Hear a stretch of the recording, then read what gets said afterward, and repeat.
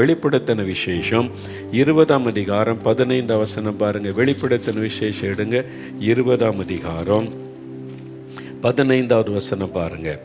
ஜீவ புஸ்தகத்திலே எழுதப்பட்டவனாக காணப்படாதவன் எவனோ அவன் அக்னி கடலிலே தள்ளப்பட்டான். அக்னி கடல் தான் நரகம்.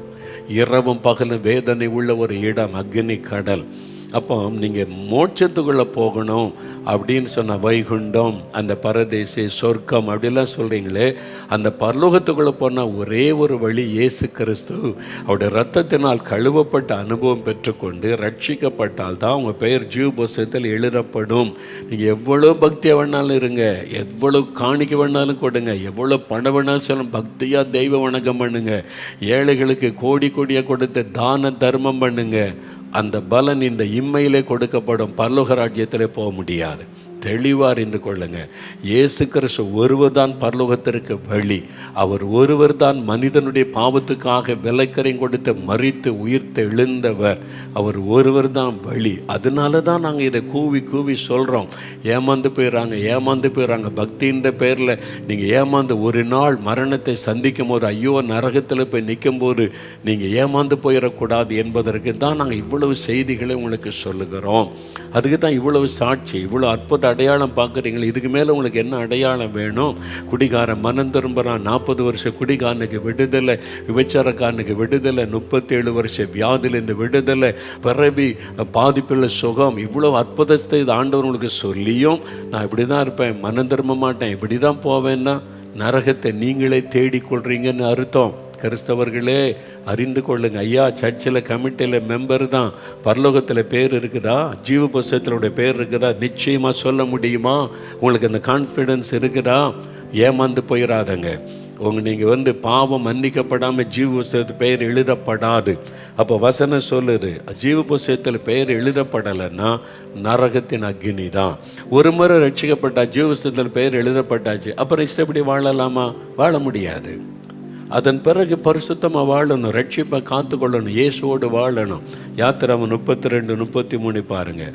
அப்பொழுது கர்த்தர் மோசையை நோக்கி, எனக்கு விரோதமாய் பாவம் செய்கிறவன் எவனோ அவன் பெயரை என் புஸ்தகத்திலிருந்து கிறுக்கி போடுவேன். எல்லாரும் கொள்ளுங்க. என் புஸ்தகம் ஜீவ புஸ்தகத்தில் பெயர் எழுதப்பட்டுட்டா அவ்வளோதான். அப்புறம் எப்படியும் வாழலாம். Don't think like that. ஏமாந்து போயிடாதங்க.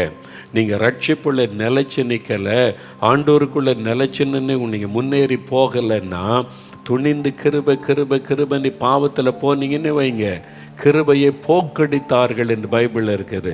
உங்களுக்கு கொடுக்கப்பட்ட கிருபையின் காலம் உலகத்திலேயே முடிந்து விடும். அப்புறம் ஜீவ புஸ்தகத்தில் எழுதப்பட்ட பெயர் கிறுக்கப்படும். இயேசுவே ஆண்டவரே சொல்கிறார், நான் கிறுக்குவேன், அவன் பெயரை என் புஸ்தகத்திலிருந்து கிறுக்கி போடுவேன். கர்த்தரே சொல்கிறார். வசனத்தை கவனமாக பாருங்க. அப்போ ஒரு முறை ஜீவ புஸ்தகத்தில் பெயர் எழுதப்பட்டுட்டா எப்படி வாழலான்னு நினைக்காதுங்க.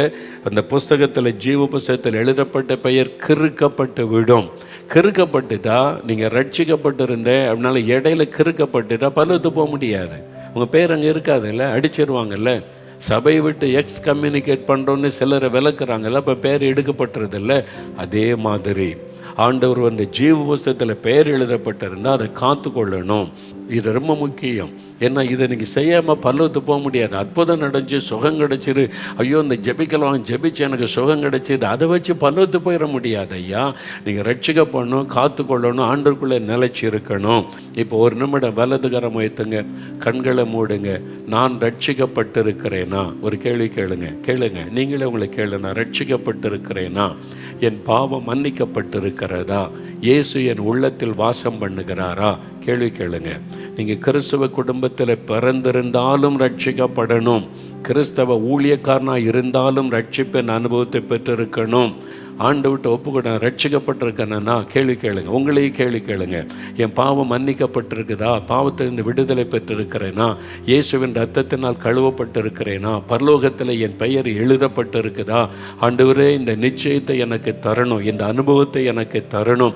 ஆண்டவரே வெறும் பக்தியை வைத்து நான் பரலோகத்து போக முடியாதுன்னு சொல்கிறாங்களே, இந்த ரட்சிப்பின் அனுபவம் எனக்கு வேணுமே. ஆண்டவரே எனக்கு உதவி செய்ய. கேளுங்க.